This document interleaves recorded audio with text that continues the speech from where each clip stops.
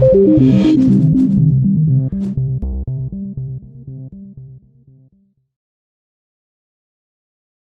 I'm Dean Day. I am CEO of Greenlight Games, which is a Nintendo Switch digital and physical publisher and a mobile games consultancy.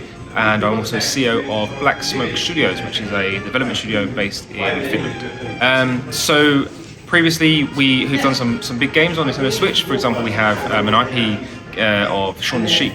So we have a game called Home Sheep Home, which is available on Nintendo Switch, digital and physical. That's coming to PlayStation and Xbox later this year. But we also consult on mobile games. So we have a couple of companies that we work with that do like survival games, mid-core, hardcore, not so much the hyper-casual stuff.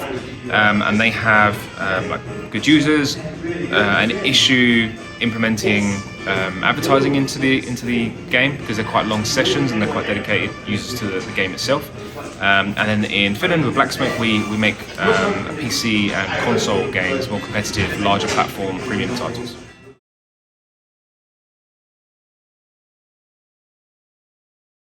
So I think definitely the biggest one was like the kind of buzzword we used for today was friction.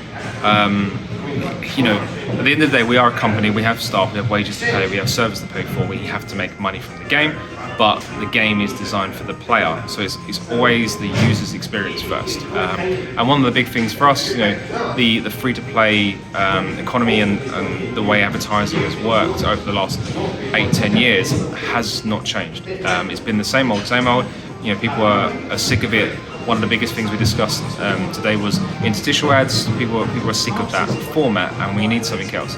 And you know, designing that into your game is one of the hardest things because it's not a natural thing to do. It's not something that you should flow to as an ad that breaks your time in the game, unless you have like a really intense game and you need to have some downtime. But that can be dealt with in other ways. It doesn't have to be an interstitial ad. So that's it, basically trying to get the user experience and the flow to be good and to feel natural, whilst we also monetize nicely in the background.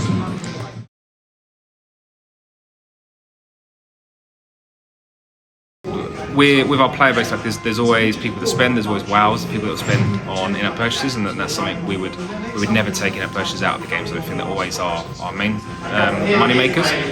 And then ads are for the people like me that don't spend in games. There's always people that won't spend in games, and there's always people that will you know, perform an action and quite happily receive a reward by watching an ad or doing something within the game that generates you some money as a developer and gives the player a reward for not paying for anything. So we definitely believe we should do everything and shouldn't decide on one only. And you know, as an example, we implemented AdInMo into one of our mobile games.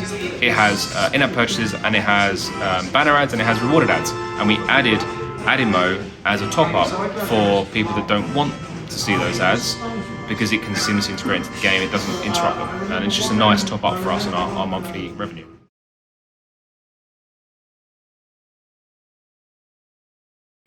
So I think in-game ads is a very nice top-up. I would definitely say it's not ready yet to be an alternative, but I would quite happily see it become the alternative to, say, banner ads or rewarded ads. It works very well for us. We had very little trouble implementing it. It was very fast to add. It doesn't, you know, prevent the user from enjoying the game. It doesn't like encroach on their experience in any way. Like having the banners in the background or however you put them in the game, the player doesn't ignore them, but the player it's not in their face. Like an interstitial ad is like full screen takeover, interrupted gameplay, and we can let the players carry on. Especially with our games, where our games are generally long sessions, 20 to 30 minutes at a time. It's perfect for our dramas.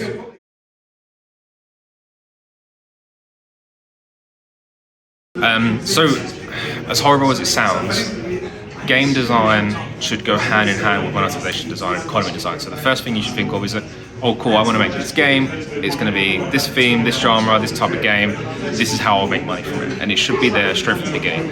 At the end of the day, you know, we make games because we like playing games, we like making games, and we want to make games for people, but we also have to get paid. And there's no way that you can realistically make like the next big game and not think about how you're going to generate money off it if you're, you know, paying these fees to be on the store, if you're paying server costs, if you're trying to pay for user acquisition. Like, it's not going to happen if you don't know how you're going to monetize from the beginning. So it definitely has to be done straight away. It's not an afterthought, and then generally if it is, That's where you see games that fail or don't reach their potential.